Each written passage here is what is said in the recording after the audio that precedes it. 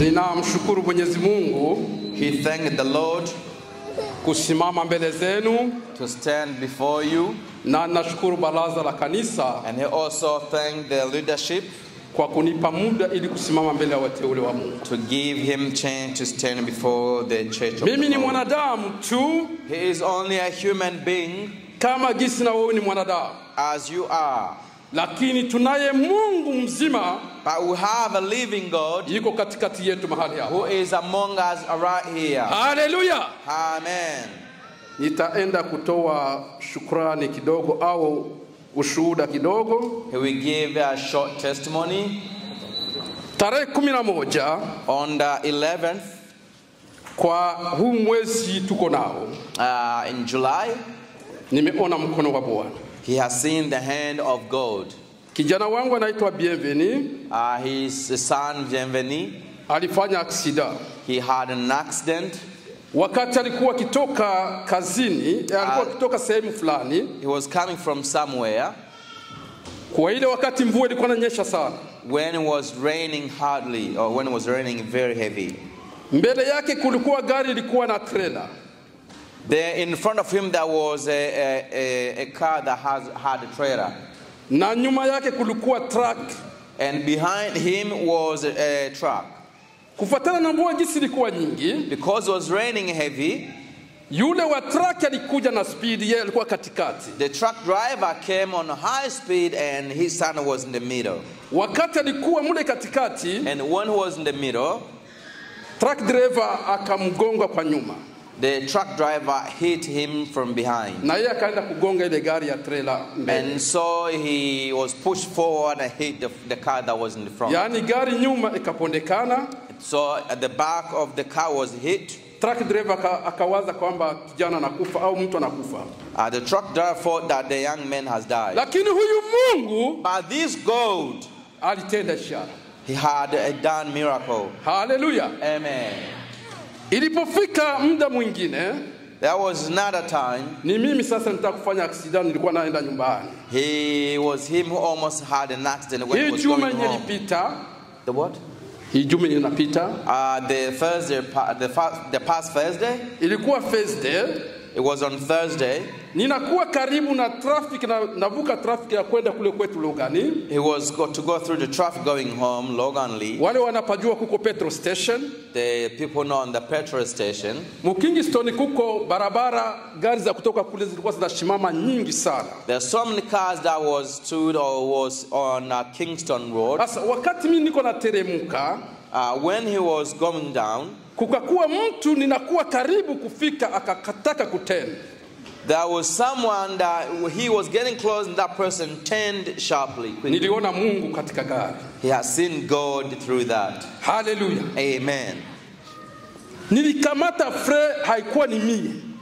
He catch brake but it wasn't enough. Mpaka washoferi wengine wakatingiza vichwa sana. And all other driver, they shook their heads. Yule bwana akasema samahani, nimekosea. And the man said, I'm sorry, I'm wrong. Nikasema Mungu ni wa lazima. Mungu ni wa lazima. God is Usitoke nyumbani bila kumuomba Mungu. Do not leave your home without praying to God. Usitoke kazini bila kumuomba Do Mungu. not leave your workplace without praying to God. Bwana pewe sifa. Praise to God. Hallelujah. Amen. Acha tuingie katika somo letu la leo. Let's go through the scriptures. Ikiwa tumeimba wimbo matendo ya Mungu, If we have seen the works and wonders of God, ni kwa sababu Mungu ni tofauti na mwanadamu. it's because God is different to a human being. Tutafungua Biblia zetu. We will open our Bible.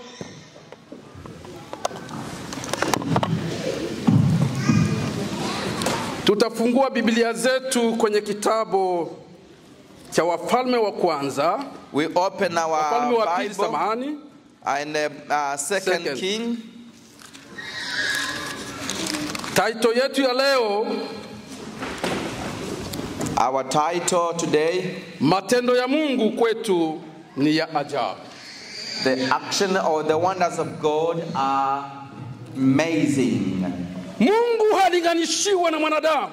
God cannot be compared to a human being. Hakuna siku mwanadamu atalinganishiwa na Mungu. There's no day God will be compared to a human. Hata watu wa technology au wa scientist, or the scientist people, they cannot wafanye chochote wanaweza fanya, whatever they can do, hawawezi kulinganishiwa na Mungu. They cannot be compared to Mungu God. ni Mungu.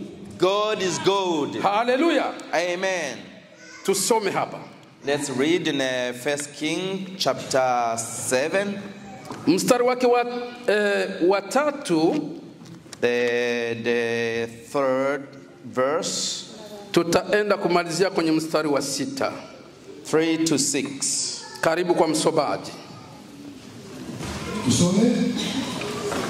Basi walikuwapo watu wane wenye ukoma penye lango la mji, wakasemezana, mbona tunakaa hapa hata tufe? Sema, tutaingia mjini mna njaa, nasi tutakufa humo. Nasi tukikaa hapa tutakufa vile vile.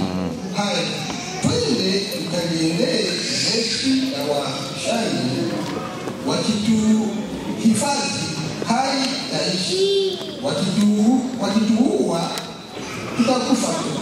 Basi wakaondoka kabla ya mapambazuko ili waende mpaka kituo cha Washani. Na walipofika mwanzo wa kimo cha Washani, kumbe hapana mtu, kwa maana Bwana alikuwa amewasikizisha Washani kishindo cha miendo ya magari na kishindo cha farasi, kama kishindo cha jeshi kubwa.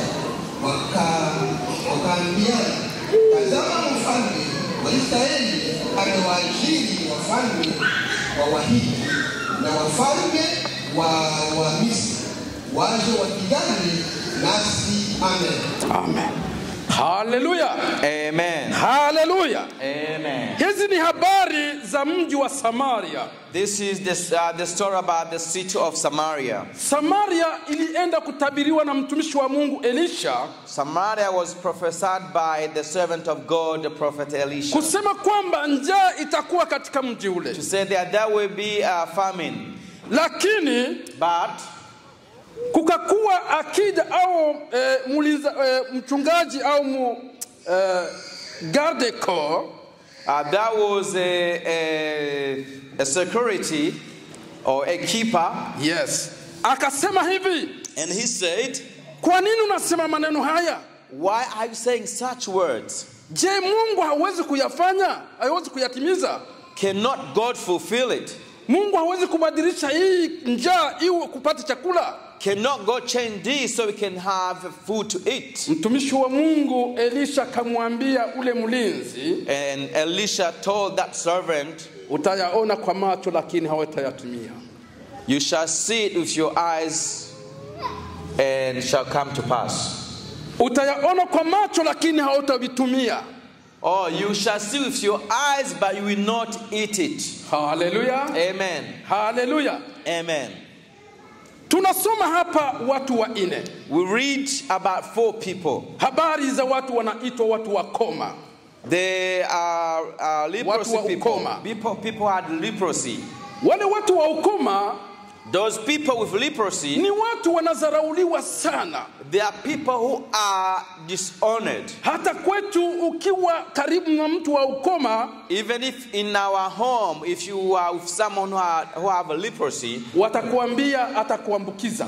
They will tell you, oh, he's gonna catch you. Bwana tuhurumie sana. Amen. Kwenye hospitali mtu wa namna vile, in hospital, such a person, wanamsepare na watu wengine. They will separate that person with other people. Sehemu moja nilikuwa nikitembelea au nilikuwa nikifanya kazi za uchuruzi. The place he was doing his business, katika zone ya Fizi au katika territory ya Fizi, in a place called Fizi, walikuwa wanawajengea mbali na watu wengine. They would build a house far away from other people. Na kuwadharau. And they would disrespect them. Bwana tuhurumie sana. May God forgive us. Katika maandiko matakatifu, in the Holy Scriptures, Tutaenda kuona katika Biblia watu wengi wanadharauliwa. We will see some people who are disrespected. Lakini Mungu, Mungu aliwatumikisha iwe njia kwa watu wengine. God used them for them to be a way for other people. Mungu alisimama hapa juma iliyopita, Pastor Eric. Last week, Pastor Eric stood here. Akasema hivi, and he said, wokovu uliopewa na Mungu, that the salvation you were given by God, iwe wokovu kwa kusaidia watu wengine. It is the salvation to open other people, to save other people. Hallelujah. Amen. Mungu naye anaenda kuimarisha au anaenda kuinua wale watu wanadharauliwa iwe faida kwa watu wengine. God is going to raise those who are disrespected, who are dishonored, to be a way for others. Watu wanne, those 4 people, walikosa namna watafanya. They had no choice of what to do. Wakati Samaria ilipatwa habari kwamba kutakuwa njaa, when Samaria had the news that there's going to be hunger or famine, wakasema sisi tutaenda wapi? They say, where are we going to go? Watu wanatudharau. People disrespect us. Tutakimbilia kwa nani? Where are we tutapata chakula wapi? Where are we going to get the food? Kumbe kama tutakufa, so if it's about dying, kama tutapona, if we be healed, lazima tuendee kwenye lango la kambi la Washami. We have to go to the gate of Shao. Hallelujah. Amen. Hallelujah. Amen. Mtu wa Mungu, the servant of God, ninaamini kwamba naweza kuwa watu wanakudharau sana zaidi. People may be disrespecting you to a high level. Wanapokuangalia hali unayokuwa nayo, when they see your situation, wanasema huyu mtu hastahili kuwa pamoja na sisi. They say this person does not deserve to be with us. Lakini Mungu aliyekuumba, but the Lord who made you, Mungu anayekulinda, the Lord who protects you, Mungu anayekuongoza kwa kila jambo, the Lord who leads you in every hakuna single siku atakudharau kamwe. There's no single day that God Hallelujah. has disrespected you. Hallelujah. Hallelujah. Hawa watu wakati waliona kwamba, these people, when they saw that sisi tunakosa mahali pa kwenda, we have no place to go, wakaenda kusema to decide kama ni kufa tutakufa, twende basi. They decided saying, if it's about dying, let us die. Sikia mwana wa Mungu. Listen, child of God. Maombi unayoyaomba, the prayer you pray, hata wengine wakudharau, even if others will disrespect Mungu anayasikia. God can hear your prayer. Mungu anayasikia. God hears your prayer. Ni yeye atafanya njia ya kutokea katika shida na kuwa nayo. He's the one who will make a way for you to have hata victory. kama ni magonjwa na kuambukiza zaidi, if you have a sickness that can simama kwenye imani tu. Stand on your faith. Mtegemee Mungu. And trust God. Lia mbele za Mungu. Go before the Lord. Mungu atakusaidia. The Lord will help you. Hawa watu nao wakasema kama ni kufa tuingie basi uko kwenye kambi ya Washami. They said, let's go, even if it's about dying, let us die. Mungu akafanya ishara kwa watu wale. God did wonders to those 4 people. Matendo ya Mungu ni tofauti na sisi binadamu. The wonders or the action of God are totally different. Katika kitabu cha Isaya kinasema 55 mstari wa 8. Isaiah 55 verse 8. Inasema kwamba akili zetu ni tofauti na akili za Mungu. That our thoughts are different to God's. Mawazo yetu ni tofauti na ya Mungu. That our imagination are different to God. Kama jinsi mbingu zilivyo na dunia, as the heavens is and the earth na ndivyo jinsi tulivyo na Mungu. And that's how it is to God. Utapanga mipango, you will plan your plans, lakini Mungu atapangua. But the Lord will choose. Utapanga mipango kwa mwenzako mibaya. You will plan bad plans against utakuta Mungu anamtia nguvu. You will find God will empower that person, and God will protect him. Na baadaye unashindwa. And later on you will hawa watu wa Mungu akafanya namna gani? So what did the Lord do to these people? Mungu akaenda kutransforme miendo ya miguu yao. The Lord changed or transformed their ways. Wakati walisogelea kambi ya Washami, when they came closer to the Sham people, Mungu akaenda kutransforme ile mienendo yao au miguu yao. The Lord transformed their ways. Visindo vya miguu yao vikaonekana kama vile visindo vya magari. So their footprint becomes like a footprint of the cars. Washami waliposikia vile, when the Sham heard that, wakasema hawa ni wanani? They said, who are these people? Hatuyasikia hivi. We have never heard such na watu wabaya. We are being attacked by bad people. Ni lazima tukimbie. Let us run. Hallelujah. Amen. Hallelujah. Amen. Ni lazima tukimbie. We have to run. Wakaanza kukimbia. And they start running. Na mnajua kisi mtu anavyokimbia. And you know when someone is running, hakuna kukusanya vitu tena. There's no way you're going to pick up ni anything. kutupa tu hovyo. You throw all the stuff away. Walitupa vitu hovyo. They throw all the stuff anyhow. Kambi ya Washami ndio ilikuwa inabaki na chakula tu. And their camp was full of food. Lakini mgini wa Samaria wote ulikuwa na njaa. But others had no food. Mungu apewe sifa. Glory to God. Hallelujah. Hallelujah. Mawazo ya mwanadamu ni tofauti na Mungu. The thoughts of a man is different to God. Mtu anaweza kupanga njama ya kusema kwamba huyu ni lazima nitamfanzia hivi. A man can plan, say, to this person I will do this. Lakini Mungu ataleta njia nyingine. But the Lord will bring another habari way. ya mfalme Sauli kwa Daudi. The book of the story of Saul to David. Sauli alimtafuta Daudi kwa hila kubwa sana. Saul tried to kill David. Lakini Mungu, but the Lord, alienda kumgeuza Sauli kuwa mmoja katika chumba cha maombi. He changed. Wakati alimkuta Daudi huko Ramafu, when Saul found David in Ramah, akaenda kukuta Daudi, akaambia watu wake ni lazima tumkamate Daudi tumuue. He said we must catch David and kill him. Lakini Mungu alienda kugeuza mawazo yake. But the Lord changed his thoughts. Na mawazo yake yakakuwa katika chumba cha maombi. And his thought becomes a prayer room. Tuangalie mtu wa pili naye alienda kudharauliwa. We will see another person who was disrespected. Mtu wa pili anaitwa ni Musa. The second person is called Moses. Musa alizarauliwa na wana wa Israeli. He was disrespected by the Israelites. Wakati wana wa Israeli, when the Israelites walifika kwenye bahari ya Sham, when they go to the river of Sham, wakamuenda kumwambia Musa, they told Moses, tulikuambia namna gani? We have told you Vyenya utaweza, that you can't do it. haustahili kuvifanya. You don't deserve to do this. Tuangalie Kutoka 14:13-14. We will look in the book of Exodus chapter 13. Kutoka 14:13-14.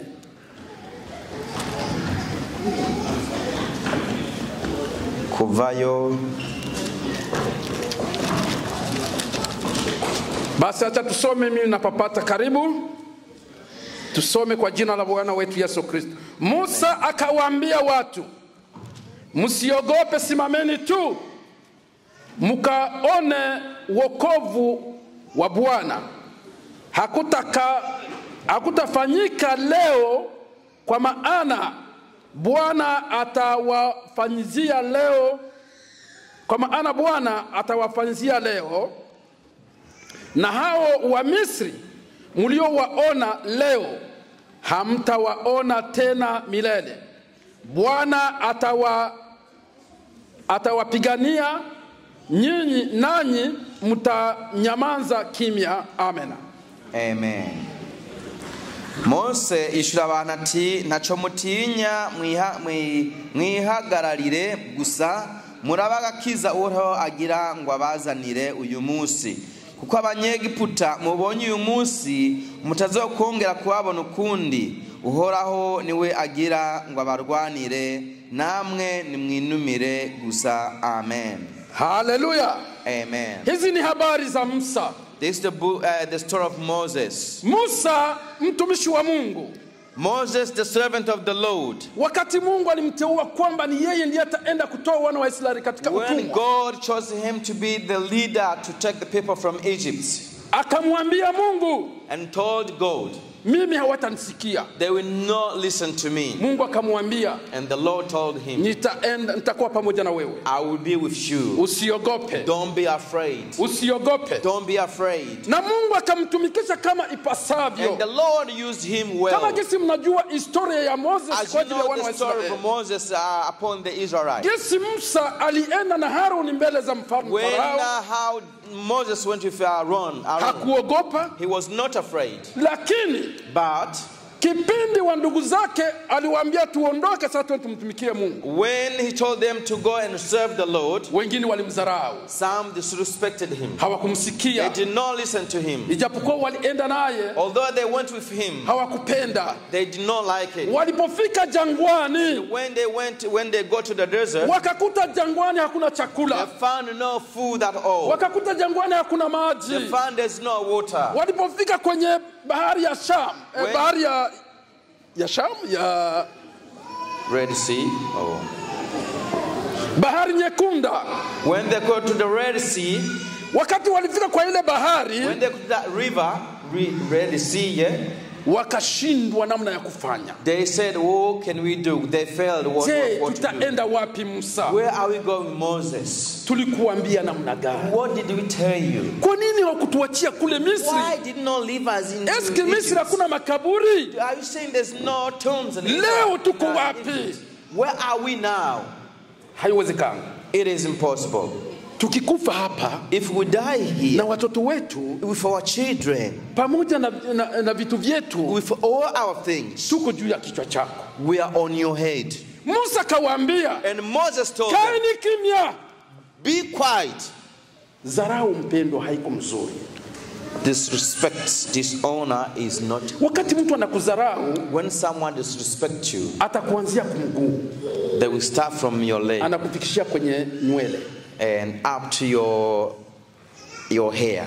Hatuseme maneno ya namna gani, Whatever may have to say, yale maneno anayaona kama ni bure kwake.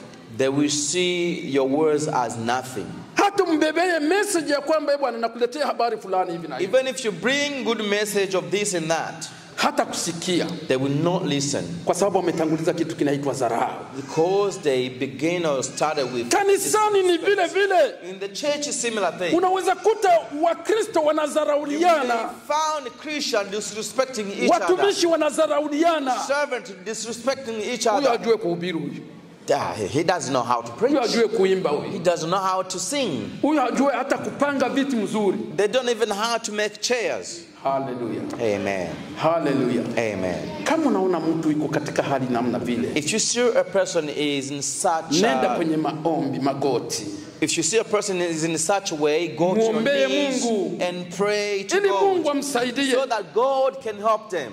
Haujue sababu gani ule mtu yuko vile. You don't know why that person is the way he Mungu is. akamwambia Musa, God told Moses, ambia wana wa Israeli tell the Israelites waache kulia, to stop crying, waache kunungunika. stop saying whatever they are saying. Nitaenda kuwatendea leo maajabu. I am going to do a miracle wonders among you. Yale mnayoyawazia What you are thinking siyo yale. is not that. Mungu akawaambia hivi, God told them, hao wa Misri mnawaona leo, the Egyptian you see today, hamtawaona tena milele. you will see them no more. Haleluya, Amen. haleluya. Amen. Ninakutia nguvu mpendwa, I'm encouraging you, brethren, tembea na Mungu. walk in the good ways. Kazi yako fanya na Mungu. Do the work of God. Kama uko mwimbaji, If you are tanguliza Mungu mbele. If you are a singer, Kama put uko God mhubiri, first. If tanguliza you are Mungu a mbele. preacher, put God first. Kama uko kiongozi, If you are a leader, tanguliza Mungu mbele. start with God first. Mungu atatembea pamoja na wewe. And God will Mungu walk with atafanya you. kazi pamoja na wewe. God will do works with Na you. Mungu atakuonekania. And the Lord will help Hata you. wakuzunguke maadui, Although we may be hata surrounded by wakudharau enemies, watu, even if they disrespect Mungu us, atakuinua the tu. Lord will elevate you. Mungu The atakusaidia. Lord will help you. Usirudie nyuma. Don't go back. Musa kawaambia, And Moses told them, hawa wa Misri mnawaona leo, as you see them today, hamtawaona tena. you will see them no more. Wakati Mungu alimwambia, When God told him, una nini mikononi mwako? what do you have in your hands? Musa akasema, nina fimbo. He said, I have a stick. Nyosha fimbo yako kwenye bahari, Stretch on the top of the sea. na bahari kagawanyika. And the sea was divided. Haleluya. Amen. Kama uko na watoto nyumbani, If you have children at home, ukitoka kusoko bila hata kitu unaletea watoto, if you come from market without anything, Kule kwetu wamama walikuwa wanabeba vitunga kumigongo. Back home, women would be carry basket on their back. Kama mama anatoka sokoni, If a mother come from the market, mtoto hataenda kwanza kwa mama pana. the mother will not go to the mother first. Akitia tu ile kitunga chini, As long as they put the basket anaenda down, kuangalia ndani. they will first go to look what's in the basket. Kama hakuleta kitu, If she did not bring anything, mtoto ataenda kujikunja sehemu fulani. the child will go back into somewhere in the Na corner. wengine banaliaka talia pale. Some will start crying. Kweli mama anatoka sokoni hata kakitu kamoja kakusaidia. Our mom was coming from the market without anything. Hallelujah. Amen. Kama ninasema hiyo mfano, If I'm giving you that example, Wakristo wengi ni watu kama vile watoto kidogo. many Christians are like children. Wanapenda vitu vyenye viko preza tu. They want present things Hawapendi that are vitu vyenye here now. vitakuja baadaye. They don't want things that are coming after. Hallelujah. Amen. Hallelujah. Amen. Mnyumba kama mwanamke, In the house as a woman, kwa wale wenye kuoa, those who are married, kama haujafanya kitu kizuri if you haven't done something good katika maisha yake, in your life, hata kuona kama unafanya kitu kilazima. they will not see that you have done something good. Hallelujah. Amen. Labda atakuwa nakukumbusha kila wakati. They're probably being reminded every time. Wamama mtanihurumia kwa hiyo habari. Women, forgive me for that. Wamama wanapenda vitu vyenye viko preza sana. Women want things that are here, present Ndio maana akili now. ya sisi wanaume na wanawake ni tofauti. And that's why men and women are different.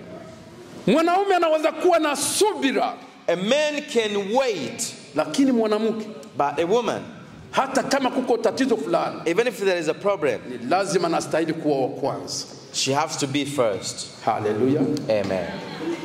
Mkristo A Christian, kuwa na subira za Mungu. be patient. Jaribu likifika, When a temptation comes magumu yakifika, and the hard time comes, hapana kusema leo nataka the hand of the Lord will be upon the people. usirudi nyuma ndugu. Don't go back. Hata watu wanakudharau, Even if people are hata watu disrespecting wanakuchukia, you, even though people hate you, simama tu. stand firm. Mungu atakuwa pamoja na The wewe. Lord will be with you. Hallelujah. Amen. Walipokimbia asubuhi, When they ran in the watu morning, wakakuja. people came. Yule mlinzi akaanza kusema msiende. The God said, don't go, don't go. Watu wakamkanyaga. People, they stood on him. Yale mtumishi wa Mungu alimwambia, What the prophet told him, alimwambia utayaona kwa macho, he told him, you will see it with lakini your eyes, hautakula. but you will not be able to eat Watu it. wengi wanamdharau Mungu bila Many people kutambua. disrespect Watu God. wengi wanamdharau Mungu bila kujijua. Many dishonor God without knowing. Mungu atakupitisha baraka kumacho. God will make blessing pass in front of you, Zitaenda kupata watu wengine and the wanamheshimu. blessing will go to other people. Simama kwa kumheshimia Mungu. Stand in honoring Musa God. walimdharau, They disrespected Moses, lakini Musa hakudharau but Mungu. Moses did not dishonor God. Aliwaambia, He told them, kaeni kimya, keep quiet. mtaona mkono wa You Bwana. will see the hand of God. Hao wenye mnaona leo, The one you see today, hamtaona you tena. will see them no more. Hallelujah. Amen. Katika Biblia kuna mtu mwingine, In the Bible, we have another person, Daudi. David. Tunajua habari za Daudi sana. Know the story of David. Ni mtoto wa Yese. He's a child of Yes. Katika watoto wa Yese, In the book of, among the children of Jesse, Daudi alikuwa anadharauliwa sana. David was disrespected the Na most. kisa alikuwa mtu kuonekana kimo chake. And because he looked so young, Baba yake akasema kwa sababu wa ndugu zako wanakudharau, his father said, because your brother disrespect you, anza kuchunga kondoo. start looking after the sheep. Hallelujah. Amen. Hallelujah. Amen. Tunajua habari za Daudi. We know the story of David. Daudi alitumikishiwa na Mungu. David was used by God. Mungu akamuinua. And God elevated or raised him. Tusome. Let's read. Samueli wa kwanza sura 17 na mstari wa 28 hadi 34. Samueli wa kwanza 17. 17 tusome 28 hadi 34. Naye Eliabu mkubwa yake alisikia hapo alipoongea na watu, na hasira yake Eliabu ikawaka juu ya Daudi. Akasema, mbona wewe unashuka hapa, na kondoo wale wachache umewaachia nani kule nyikani? Mimi nakujua kiburi. Haleluya, Amen. Eliabu akasema, mimi nakujua kiburi wewe Daudi. Mimi nakujua kiburi. I know how hard you are. Na ubaya wa moyo wako, maana umeshuka ili upate kuvitazama vita. Naye Daudi akamjibu, je, mimi nimekosa nini sasa? Je, si neno kubwa hilo? Naye akamgeukia ili kumwekea mtu mwingine, akasema naye jinsi ile ile, na watu wakamjibu tena jinsi ile ile kama ya kwanza. 31. Na maneno hayo aliyoyasema Daudi yaliposikiwa, watu wakamueleza Sauli, naye akamtuma mtu kwenda kumuita. Daudi akamwambia Sauli asizimie moyo mtu yeyote kwa ajili ya huyo, mimi mtumishi wako nitakwenda kupigana na Mfilisti huyu. Sauli akamwambia Daudi, hauwezi wewe kumwendea Mfilisti huyu umupige naye, maana wewe kijana tu, na huyo ni mtu wa vita tangu ujana wake. 34. Daudi akamwambia Sauli, mtumishi wako alikuwa akichunga kondoo za baba yake, na alipokuwa akija simba na dubu akamkamata mwana kondoo wa ile kundi. Haleluya, Amen. Haleluya, Amen. Samuel wambaye igice cya 10 kuhere ku murongo wa 28 mza gusoma. Tunaenda kusoma hapa habari ya Daudi. We have read the story of David. Daudi alikuwa mtoto wa Yese. David was the son of Jesse. Lakini Mungu akamtumikisha. But the Lord used him. Na wakati Mungu alimtumikisha, when the Lord used him, alionyesha kwamba Mungu alimpenda. It shown that the Lord loved him. Wandugu zake walimdharau sana. His brother disrespected him. Wakamwambia kwamba wewe uko mbaya. They said you are wicked. Ni mtu kwanza uko na kiburi. You are wicked. Kama gisi leo unaweza kuwa kanisani. As you might be in the church today. Lakini watu wanakudharau. But people disrespect you. Unaweza kuwa uko kiongozi. You can be a leader. Unaweza kuwa uko diakon. You can be a deacon. Unaweza kuwa uko msimamizi wa kitu fulani kanisani. You can be a leader of something. Lakini watu hawakupatia heshima. But people don't respect you. Zaidi watumishi wa Mungu. Moreover, the servants of God. Watumishi wa Mungu wanapata mapigo makubwa sana. The servants of God are being fighted a lot. Watumishi wa Mungu, Mungu awabariki sana. The servants of God, may the Lord bless you. Kubali kunyenyekea. Accept to humble yourself. Daudi ilifika kipindi aliteremka kwenye vita. He got to a point when David went to see on the hata baba yake alikuwa akimpatia chakula bebe wa ndugu zake. His father gave him a food to take to his brothers. Wa ndugu zake wakimwambia usifike kule kwenye tuko. His brother said, don't come to where we are. Tunajua kwamba wewe unaikala na hasira sana. We know that you are angry man. Unaikala mtu wa kiburi. You are sort of a. Ukienda kuviona hivi utaanza kuleta kiburi chako. If you see it, you bring your things. Lakini Mungu, but the Lord, Mungu alimtumikisha. Used him. Wakati alimtumikisha, when the Lord used him, Sauli akasema wewe hauwezi kupigana na ule Mfilisti.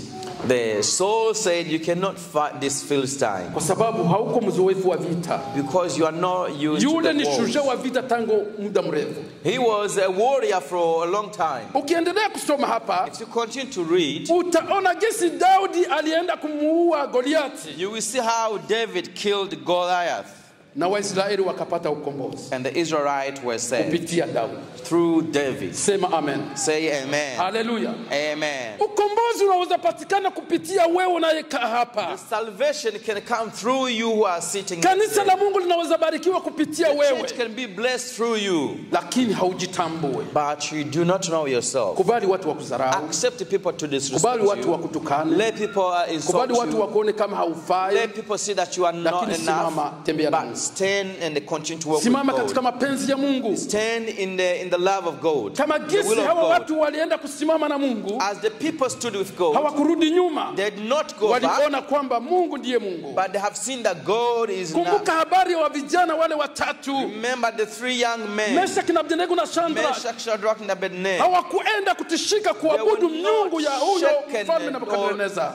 to worship other gods. Walisema, mfalme, They say, oh king, sisi hatuwezi kwenda kuabudu we Mungu wako. cannot worship your Tuna Mungu wetu God. tunayetegemea. We have a God that we believe in. Na wewe nakupatia ushauri. I'm advising you. Watoto wanaweza kudharau nyumbani. The children can disrespect Watoto you. wenye ulizala wanaweza kudharau. Your own children can disrespect you, Lakini usiwadharau. but don't disrespect them. Waombee Mungu. Pray for them. Wakati utawaombea Mungu, When you pray for them, Mungu atawasaidia kule. God will help them, Na Mungu atawaleta mahali and ulipo. God will bring them Na where Mungu you are. atawatransform, atawageuza. And God will change Kwa transform maombi them. yako, Because of your prayer. nyumba yako Your itasimama. house will Kwa stand. maombi yako, Because of your prayer, utaona mkono wa you Bwana. will see the hand of God. Lakini ukitia dharau, But if you disrespect, unamtosha Mungu mahali pazuri kwako. you take away God from your place. Watu wa ukoma walidharauliwa. The leprous people were disrespected. Na wakati And walidharauliwa, when they were disrespected, waliona kwamba hawafai, lakini wakawa wokovu kwa Samaria. they seen them as not worthy, but the salvation, the hope came from them. Utaenda kusoma katika kitabu kingine, You will read another book, kwa maana muda wetu naenda. because our time is running. Utasoma kwenye kitabu cha Mwanzo 37:19, You will read the book of Genesis 37, habari za mtumishi wa Mungu Yusufu, about the story of Joseph, mtoto wa nani? Wa Yakobo. Jacob's son. Huyu Yusufu Joseph, wa ndugu zake walienda kumdharau na kumtupa kwenye shimo. his brethren disrespected him and they threw him into a pit. Katika wale watoto wa Yakobo, In the among the children of Jacob, kulitoka watoto wawili tu. there were only two children.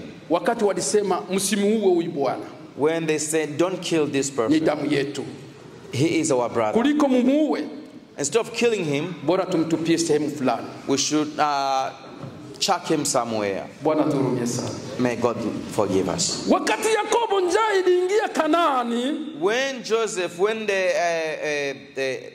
a famine came into Canaan, Yakobo akatuma kundi lake, nendeni mkatafute chakula Misri. Jacob, he said, go look for the food in Egypt. Na wakati walienda Misri, And when they went in Egypt, walikuta mtu hawakufahamu tena kama ni ndugu yao. they found someone they did not know it is their brother. Kwa sababu ya muda hatutaenda kusoma historia yake. Because of the time, we won't be able to read. Walimkuta yule mtu anakuwa nani?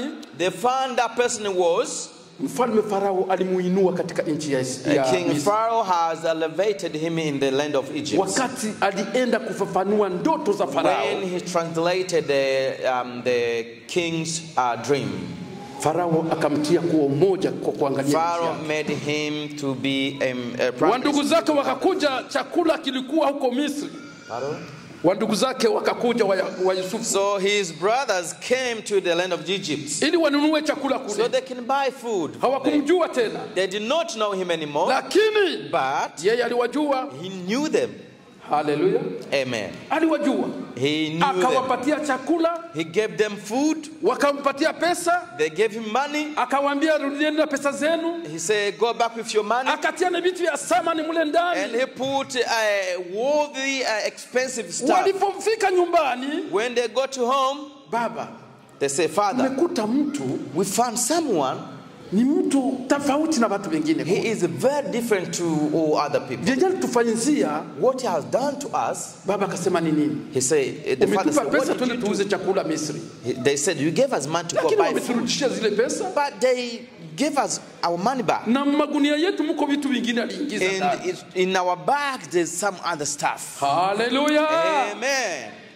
Usitie hasira. Don't be na yule afraid. atakaye kusaidia maisha yako. He who's going to help you in your life.